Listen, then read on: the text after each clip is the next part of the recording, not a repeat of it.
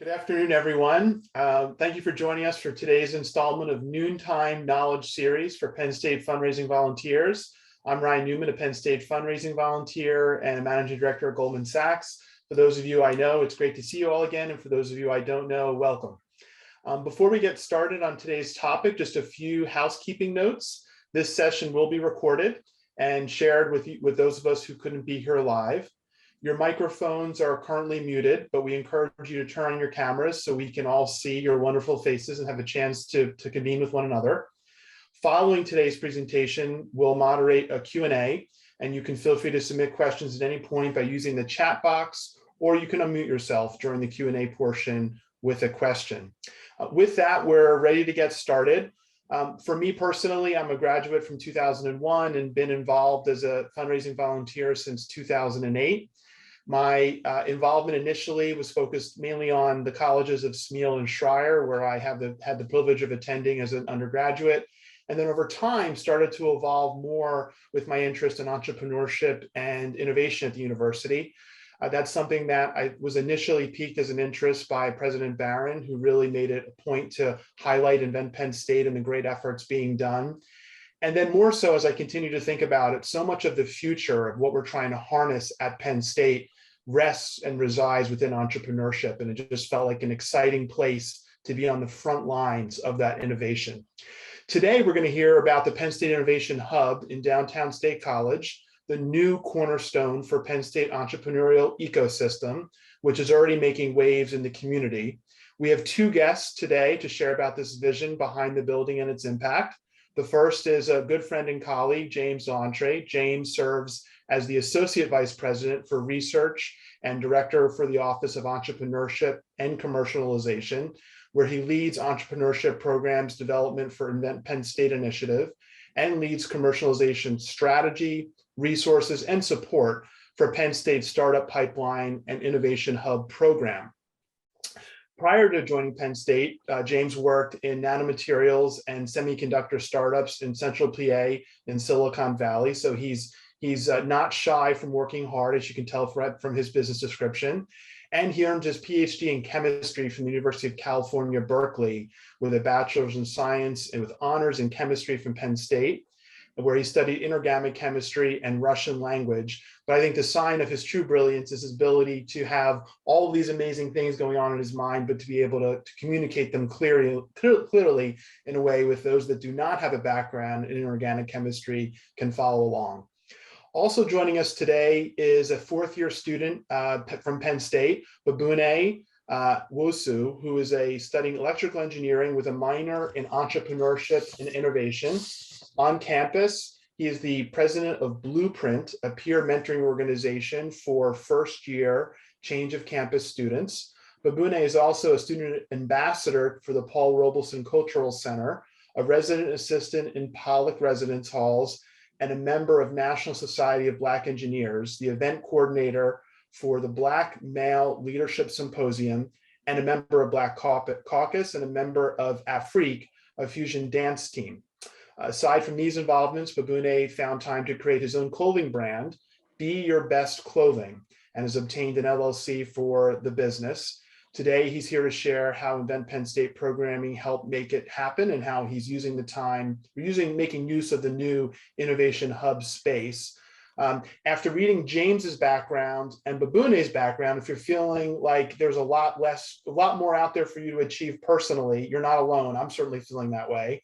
But we're really delighted to have both James and Babune with us. And with that, I will turn it over to James. Well, it's a huge honor to be here. Thank you, Ryan. Thank you, Babune. And of course, thank you to my colleagues in University Development for organizing this forum. Today, I'm very excited to describe the new Penn State Innovation Hub to you all. Because a picture is worth 1,000 words, I'm going to share my screen so you can see some visuals of the new space. Let's see, is it working? Thumbs up, okay, great. So this is a recent image of the new Penn State Innovation Hub. This is, as Ryan said, the new cornerstone for entrepreneurship and economic development based in downtown State College. And It's a vision of President Barron, who, when he joined the university, committed to transforming Penn State into a driver of job creation, economic development, and student career success. President Barron looks at the university's responsibility as a land grant university in a really broad way, and that means being in service to the broader Pennsylvania population.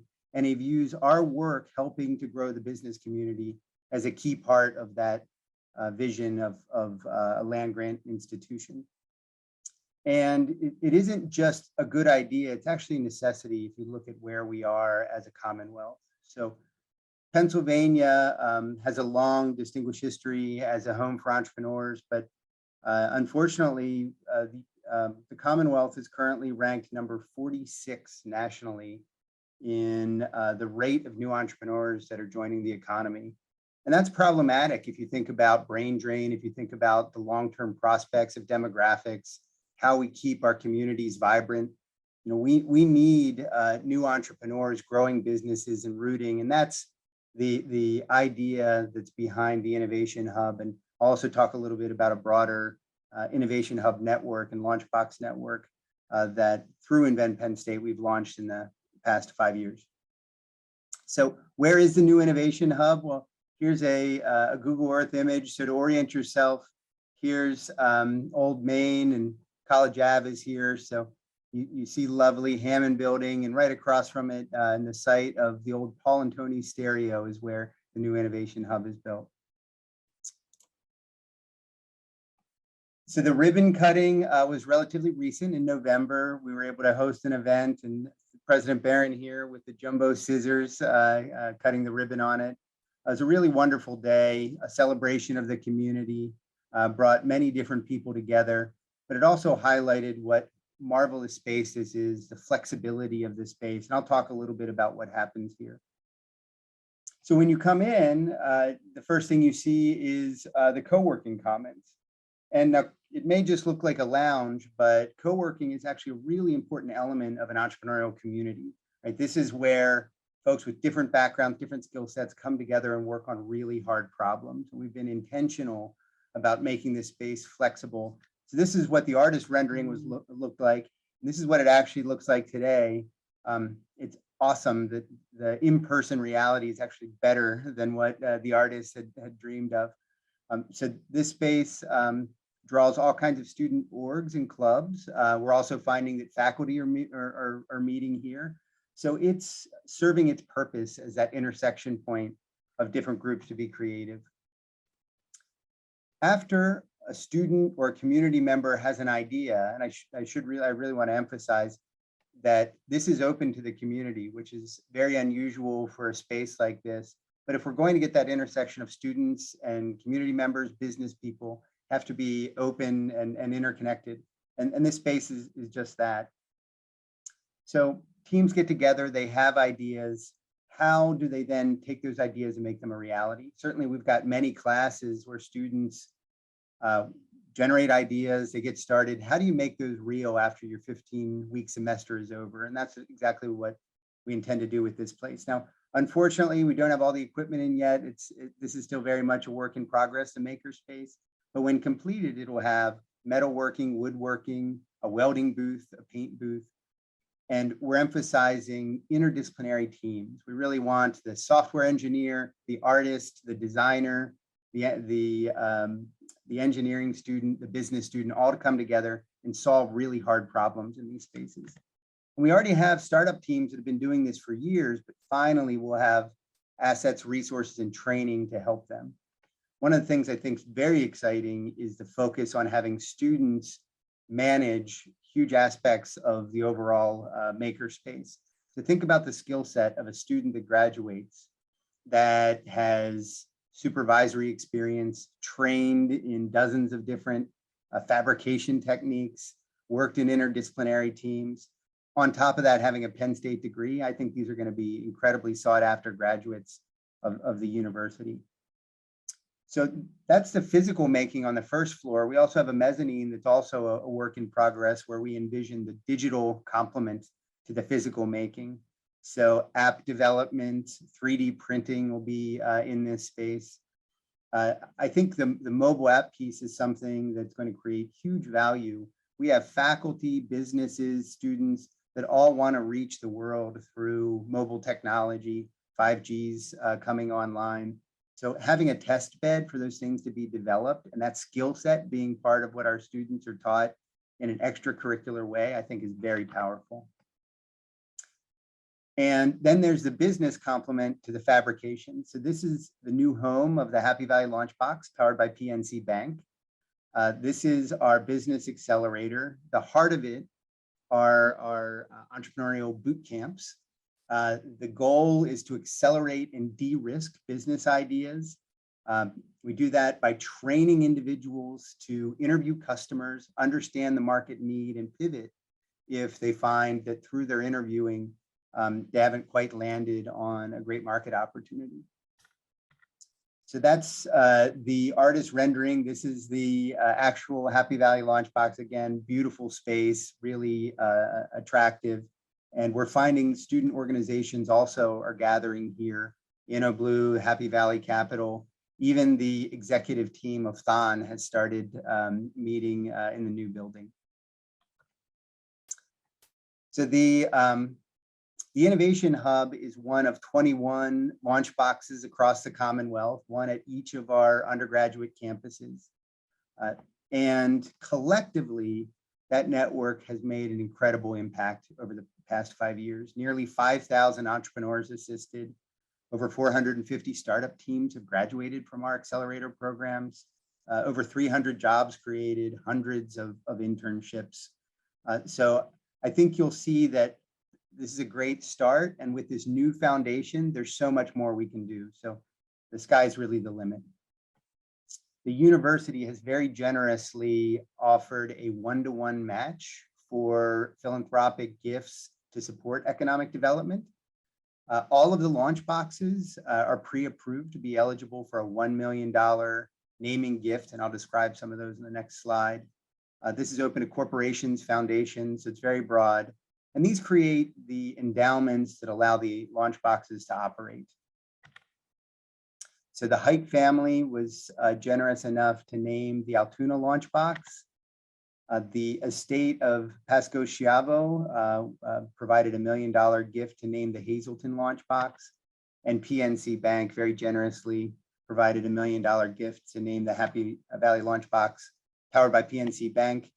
And we were also fortunate to have Jack and Dossie White make $1 million gift to name the directorship of the Happy Valley LaunchBox. So we're making great progress, but there's so much more to do. So if we look at the fundraising priorities for the Innovation Hub, we have, of course, the Mobile App Center and some key programs inside of the Makerspace. The Penn State Law Clinic. So Penn State Law has gone all in on this and provides no-cost legal service across the entire Commonwealth. Fantastic program that's transformational for so many early-stage entrepreneurs. More broadly, across the entire Commonwealth, at all the launch boxes, there are many other types of gifts that are eligible for the match. So the launch boxes themselves, clinics. The university has $1 billion worth of research discoveries each year, funding that allows that research to be taken to the marketplace is really valuable. So research commercialization grants are eligible.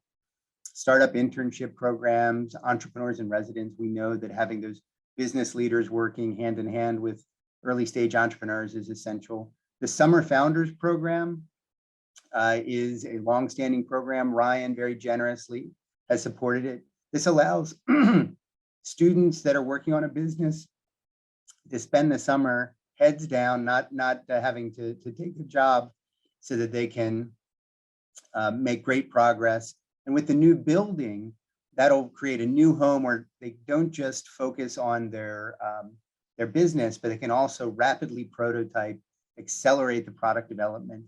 And of course, micro grants to get new businesses started are always essential. So much of what's happening here is going to be supported and lifted by the new Innovation Hub. It's incredibly exciting to think about where we're going to be in a few years. So thank you all. I really appreciate the time, and I'm happy to turn it over to Bubine.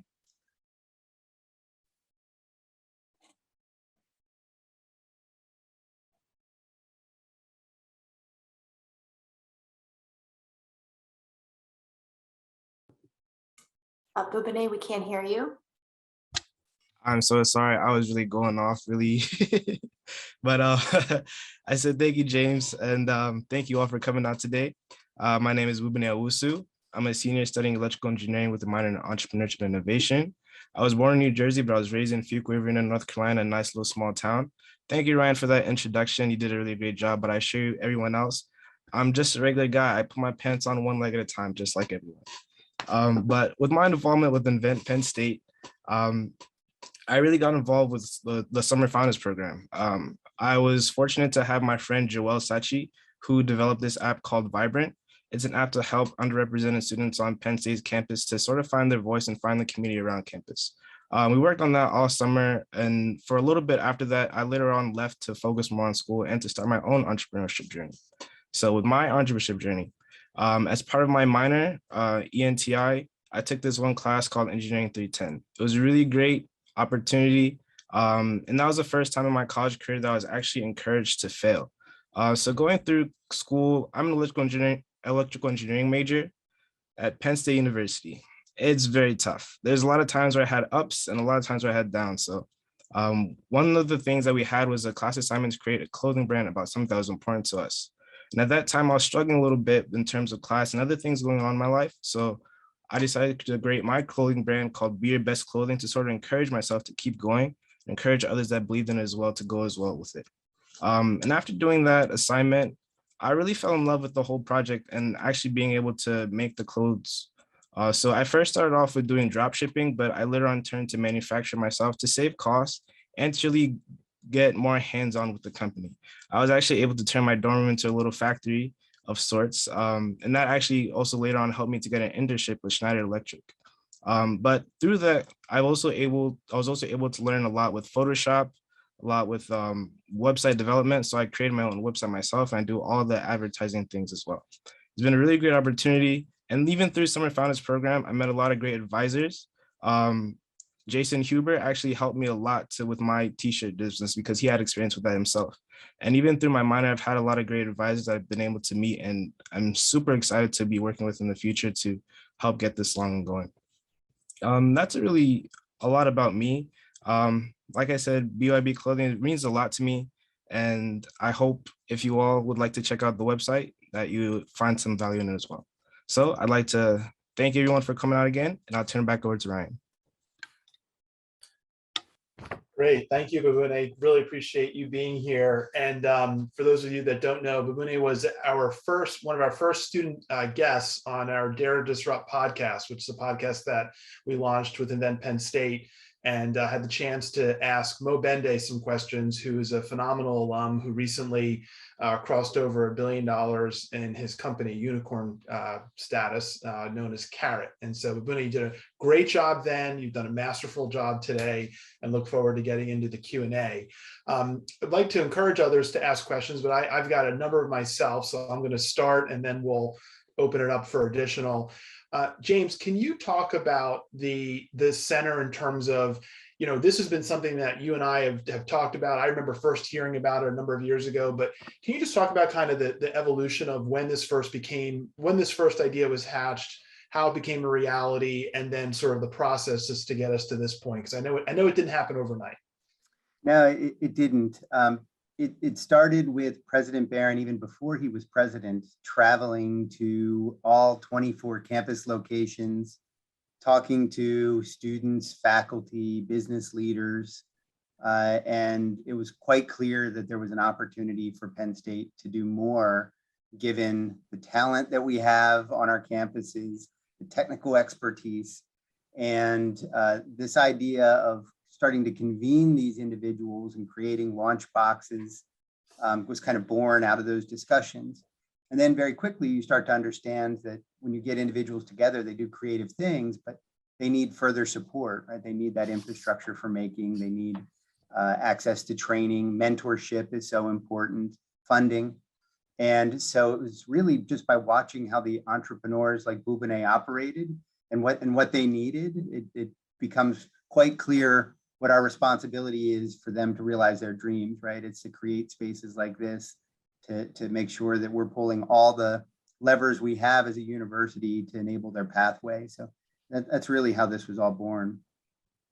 I love to get a perspective from you in terms of the word and how you're getting it to spread. I'm the proud uncle of my second nephew that's embarked on a Penn State journey. He's actually just started his first semester on main campus, and I'm obviously in his ear telling him he's got to get down to the innovation hub and sort of learn what it's about. But for those that don't have somebody sort of personally tapping them on the shoulder, how are you getting the word out, and what's been sort of the reaction among students?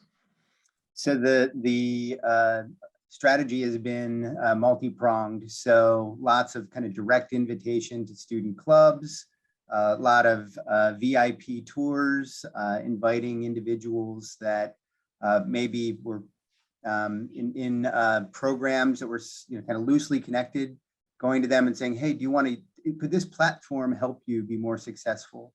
A lot of digital strategies, email, stories in Penn State News. The local state college press has been through the building multiple times, and I think reacted incredibly positively, because it's so clear that what's being done here isn't just for the benefit of the students or the university, it's for the benefit of the region and beyond, right? The learnings that happen here can be disseminated over the 21 launch boxes and vice versa. The things that are learned in Barron and Harrisburg can benefit students here because we operate as a learning network. So the word's out through a number of different channels, and it's incredibly positive. You actually touched on something that I think is a really important question to address, which is how is the Innovation Hub in State College also then helping to catalyze some of the other efforts, whether in existing launch boxes at other Commonwealth campuses or perhaps in those locations where one doesn't currently exist? Yeah, great question. So starting about 4 years ago, we started getting all of the launch boxes together on a quarterly basis, sharing best practices, and we move all across the Commonwealth. So we get everyone together in Malvern, Pennsylvania at Penn State Great Valley, or get everyone together in Barron and Erie. And we see what they're doing locally, what their environment is, and then what we could take away to benefit our own community. So now with Zoom, we're starting to do a lot more virtual events, and there's a lot more interest in coming centrally to State College because of the location. We think rather than having a full annual rotation all across the corners of the Commonwealth, we'll probably bring everyone from the network to State College 2 times a year, and we'll start to pilot some new programs with the Makerspace or in collaboration with different groups. So it'll support the entire network. It'll be that home for the regular convenings of the LaunchBox directors as we learn from each other and collaborate. You mentioned that magic word convening. We're all dying for opportunities to convene, perhaps at some point in person as opposed to just virtually. That space is really incredible. Can you talk about some of the more creative or innovative ways you'll plan on using that space as a convening power for both students and the university community as a whole? Yeah, absolutely. One thing that was fortuitous was the building was partially completed when the pandemic hit, but not so completed that we couldn't retrofit it with touchless handles, HEPA filters, all those best practices that architects recommended as they started to understand. So the building's actually built to kind of post-pandemic specifications, just because the timing of construction. So the building is really thoughtfully built from that perspective. But some of the spaces, like just the co-working area in the front as an example. So during the day, teams are coming together working on projects. But as you saw, the ribbon cutting was in that same space. That's because it doubles as a stage.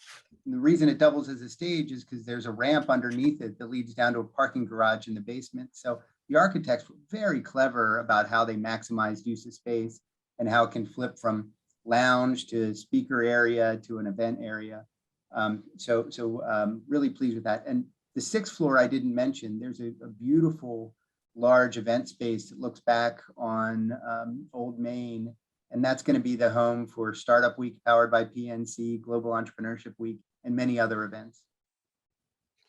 Well, it's really exciting to see the space take form, and it's really also great to hear that there was still the ability to make some modifications in light of the new world in which we find ourselves in.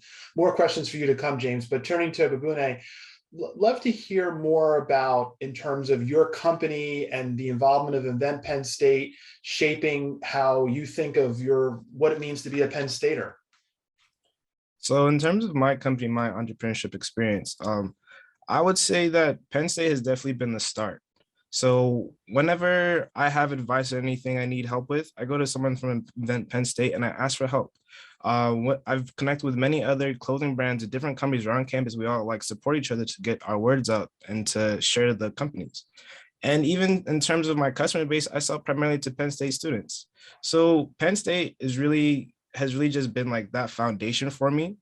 And in terms of being a Penn Stater, I really feel like I've been connected and can only grow from here. I mean, it's just so amazing to think of a student starting a company. I mean, that's just something that it's just so foreign to so many. What was it that it sort of initially sparked your interest in entrepreneurship, and how was it then cultivated? I would have to say my mom definitely started it. She's an immigrant from Ghana, West Africa. So she didn't have a whole lot, but she was always thinking of ideas to sort of make money, or like maybe starting a daycare or selling cornmeal, which she did, and different things. So I always felt like if there's anything that I could do, I could definitely start something of my own to like give back and help out and grow from there. It's been cultivated from there because now I make her clothes all the time and she's so proud to wear it. So it's so great to see her smile. And how are you actually making the clothing? I mean, this is not something, I mean, do you have like literally like a needle spool in your room here? Or are we outsourcing manufacturing? How's this all working? I know last time when we talked and we had Mo on, I think you literally had your product like on your bed behind you. Oh yeah. So really living with your product. I do. Actually, I don't have any product with me, but I do have my packaging here with me. So what I do now is, I don't know if you can see it, it's a little blurry, but Yeah. what I do now is I order blank clothing, and from there I'm able to decorate it however I'd like. So I can either get heat transfers, or I do have a silk screening press in room that I can do things as well. I have an embroidery machine, I have a heat press, and above all, I have my mind to get me through it all. Love that. And your mind is so critical to your success of your business in terms of the name and the branding. As you think about some of the experiences you've had, how has Penn State supported you through some of the challenges? I'm sure it hasn't been just sort of a straight line for you. And really, if you can kind of talk a little bit about that in terms of the support you found. Yeah, so in terms of support, one of the biggest things that I found is that with a clothing company, to have everything in-house, one of the biggest issues that I have is inventory. So to have everything just sort of made in here sitting, I have to think about colors, sizes, and everything, and that's just a lot.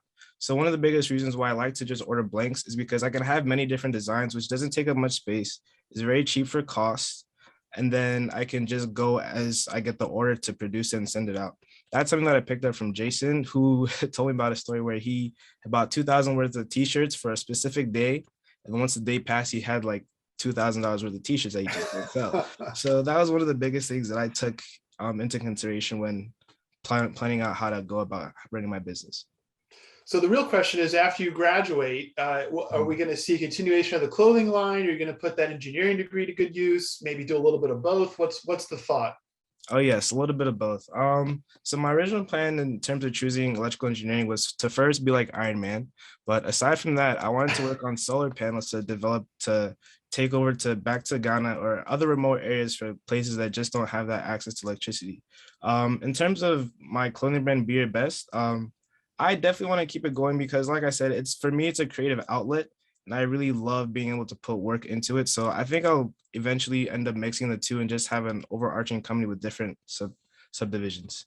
Well, your blending of the art with the clothing company and the science of engineering makes you truly a lethal force, my friend. So I think the ferocity of your what you're going to embark on the future is yet to come. And I think I know it's inspiring me. I'm sure it's inspiring others just to kind of hear your story and hear your passion. It's really exciting stuff. Thank you. I really appreciate that. I'd also like to think that people like yourself, Babune, are going to encourage others to continue to pursue entrepreneurship, and we'll sort of slowly but surely kind of push that percentage higher, because I think, back to James, and this is really interesting to see Pennsylvania as a state ranks so low when we can just sort of all feel the energy and excitement that comes from the center and what you're doing. Any thoughts or concepts around what Penn State is doing, the role we potentially can play in terms of the overall placement of Pennsylvania as a state from an entrepreneurship perspective? I think the opportunity is true partnership with the Commonwealth. And we're having some of those conversations. We've gotten a lot of attention in Harrisburg for the commitment that President Barron has made and the results that we're getting. And I think there's every expectation that'll continue what Penn State's doing. And we think that the state, if we're so fortunate, may be willing to add resources so we can continue to scale, right? Scale, startups always, thinking about scaling, and we have that startup mentality, I would say, and invent Penn State. So thinking about how we can scale is important. And if we can have the state of Pennsylvania as a partner in scaling, I think there's much more we can do. Yeah. One of the interesting observations that I've had just from doing the Dare to Disrupt podcast has been the fact that so many of the speakers that I'm speaking to are in locations, far and wide from Pennsylvania, but they all have that tie back to Pennsylvania, whether they're building companies in Seattle or LA or San Francisco, which were the three geographies that we've covered so far, and we'll cover many more. It's interesting to note that it feels like historically so much of what Penn State's done has been focused on really kind of that entrepreneurship within the state of Pennsylvania. But I think there's also so much opportunity to really kind of highlight how many of these successful entrepreneurs are doing things in these amazing other geographies. And maybe if they knew there was more opportunity within Pennsylvania, they would never leave the state in the first place. Is this narrative as to where individuals go to start companies and this notion of brain drain, is that something also that you think that this type of effort will be able to touch on and help, potentially over time kind of redirect some of those trends? We do.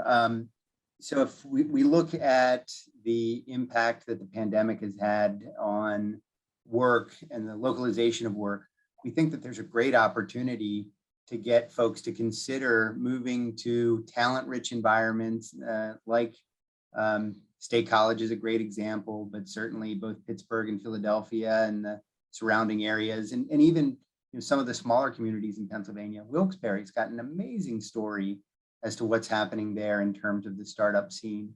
And a lot of that are folks moving out of New York because there's a rich business environment in those communities. So we think that there's an opportunity for us to be a megaphone to our alumni, for them to understand Pennsylvania as a landing pad if folks are looking to move or be remote. But we also have to have the resources here that make it such that if they do move, they can plug into that network. So I think we've got the foundation and the resources now.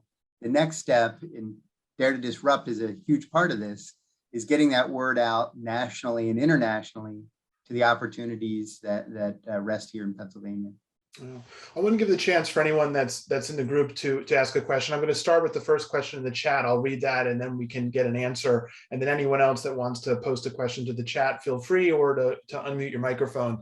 And this question comes from Roger Moyer, and it's a great one. He thanks all the presenters and then mentions how President Barron has been a relentless advocate for this transformational program. And we seem to be getting the momentum that he envisioned, but it's just getting started. With a change in the administration at the presidential level coming, how do we feel about the future support from Penn State, for Invent Penn State going forward? Yeah, it's a great question. I was delighted when I saw Dr. Bendapudi announced as the incoming president. Her background is ideal for being a steward of this type of land grant mission, right? So she has a business background, worked in banking before she went on to be a faculty member, consumer behavior. But then if you look at what she's done at various universities before coming to Penn State. So at University of Louisville, she helped start a regional innovation hub in the community, which is just great. Having all that know-how and experience in her background will certainly benefit us.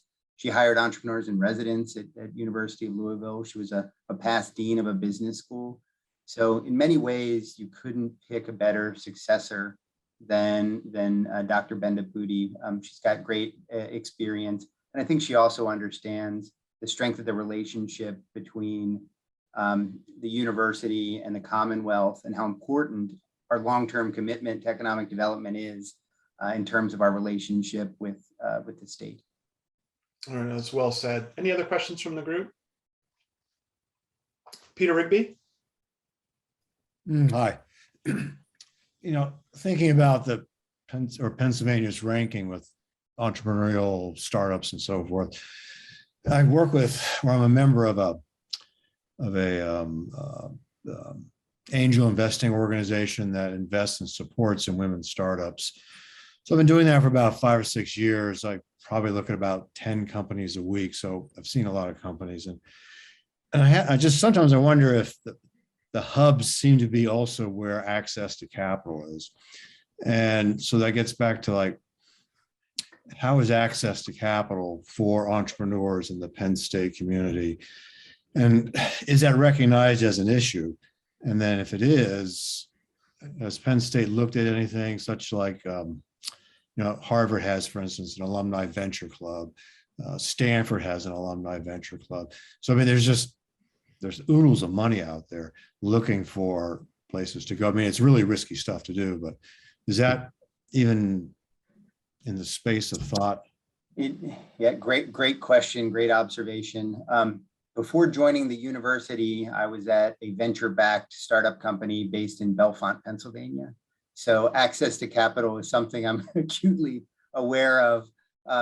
And I'm really happy to say we've made some good progress. I don't think we're exactly where we need to go. So a couple different, I think, transformational kind of milestones that we've hit in the last 5 years.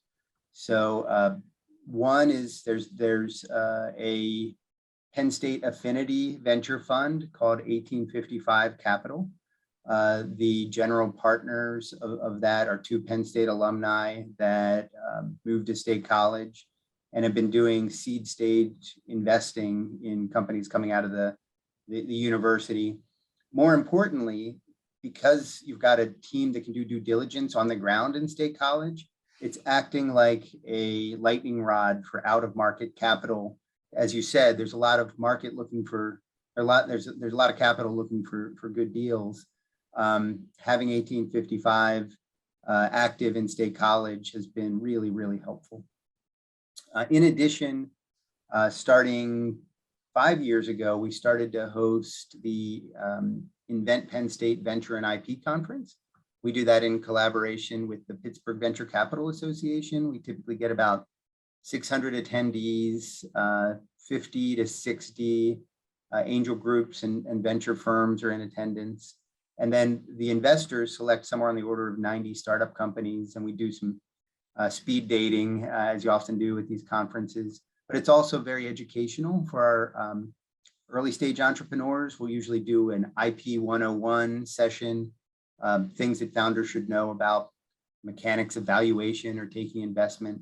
So it serves multiple roles. It connects startups to capital, and we do that on our home turf here in central Pennsylvania. But it also helps educate the next generation of founders and gets them better prepared to plug into those networks. So those are some big milestones for us, but it's not quite adequate. So we've got some thoughts as to where to go next, and we've looked at some of the angel network models, university models. And I think there's potential there, but we're still walking, and I think that's kind of a jog or a run that's potentially in the future. Appreciate that question. I'm going to go to a question in the chat next, and then I think I saw Tom's hand raised as well. So question in the chat is, what was Joe Batista asked, what was the engineering entrepreneurship class that Babune mentioned, and who teaches that class? Babune, if you're able to share. Yeah, so the class that I took was Engineering 310, and the professor of that class was Brad Grosnick. Brad Grosnick, great. Mr. Sharbaugh, who's obviously instrumental in the legal clinic and in all things entrepreneurship on campus. I am literally in the hub as we speak. I just wanted to clarify that it does exist. But in all seriousness, it was really related to James's discussion. It seems with all of the way we talk about the strength of the Penn State alumni base, that there seems to be an opportunity for an angel network because there are loyal alumni, and AI angel investing and VC investing is inherently risky, but there's a risk reward there, and so people getting together, almost like crowdfunding, there's potential there when you have such a huge loyal alumni base. And James mentioned the VC funds, but those of us have been in this know that there's you got to be, as they say, you need to have some significant traction before you get the attraction of VC funds. And so it would be useful to take advantage of our alumni base in some way to build an angel network the way some other universities have done. So I'm just throwing that out there because I know there's people here on the Hollywood Squares who are in the investment community, and it would be a fun thing to do. So if I could be any help with something like that, I'm all in. So. We appreciate it, Tom. I think we've reached a point where there are enough startups. We've got a density where those conversations really start to make sense, right? With the number of accelerator graduates, the number of new teams that are forming, you have to have a certain amount of flow, as to kind of for that to make sense. But I think we're at that threshold. Great. Well, that leads to an exciting future. Any other questions before I lead to closing out remarks? Okay, well, I want to again thank James and Babune for joining us this afternoon. If you're motivated by what you've heard today, there are still ways to partner with the university to support Invent Penn State. There's always opportunities to volunteer as a mentor to students, as many of you on this call do, as well as community entrepreneurs at the Innovation Hub and LaunchBox near you. And right now, there's also an opportunity to maximize the impact of gifts to support economic development and student career success. As mentioned earlier, the Economic Development Matching Program provides a one-to-one match for endowment level gifts to Invent Penn State programs that promote economic development through new business and job creation, like pitch competitions, mentor and residence programs, and efforts to support entrepreneurial activities. For me personally and for my family, supporting the Summer Founders Program has been a phenomenal way to really support students at that point of peak innovation before they feel the stresses and pressure of going out into the working world. And the match just made it all the more exciting as a force multiplier for catalyzing new opportunities. Gifts like this are to the new Penn State Innovation Hub may qualify for naming opportunities on innovation spaces, equipment, and programs in the building. The match, however, is only active till June 30th, or for as long as funds are still available. My sense is that will expire more quickly than June 30th. To learn more about these opportunities, we encourage you to contact Heather Winfield, who's the Director of Strategic Initiatives and Fabulous. And Heather's contact information will be available on a slide at the conclusion of our event. We'll also share links in the chat box so you can learn more about Penn State Innovation Hub and other innovation hubs and launch boxes around the Commonwealth. I want to again thank you for joining us this afternoon. Be sure to join us for our next Noontime Knowledge on February 3rd, where the topic will be the ever-growing and ever-successful Fawn 2022. Until then, we wish you a happy and healthy winter weeks ahead, and hope you all have a great afternoon. And once again, thank you so much for joining us today. Take care, everyone.